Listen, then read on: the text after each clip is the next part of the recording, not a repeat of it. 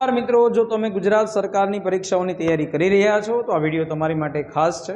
આવનારા સમયમાં ગુજરાતના પંચાયત વિભાગ દ્વારા GPSSB Gujarat panchayat service selection board દ્વારા 2026નું જે કેલેન્ડર આપણને આપવામાં આવેલું છે એમાં જાહેરાત ક્રમાંક 19 થી 30 સુધીની ભરતીઓની વિગતો આપણને આપવામાં આવેલી છે।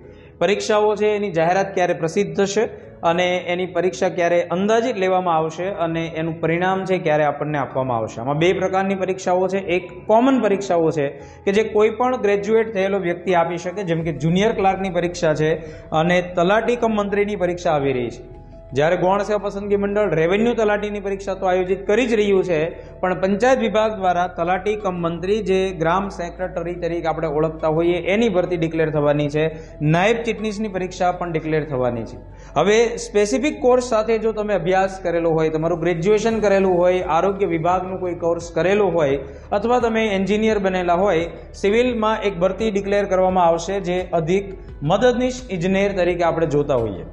પછી FSW છે, મલ્ટીપર્પઝ હેલ્થ વર્કર છે, લેબોરેટરી ટેકનિશિયન છે, જુનિયર ફાર્માસિસ્ટ છે, ગ્રામ સેવકની ભરતી, મુખ્ય સેવિકા, પછી પશુધન નિરીક્ષક અને આંકડા મદદનીશ જે સ્ટેટિસ્ટિક વિભાગ સાથે જોડાયેલું છે।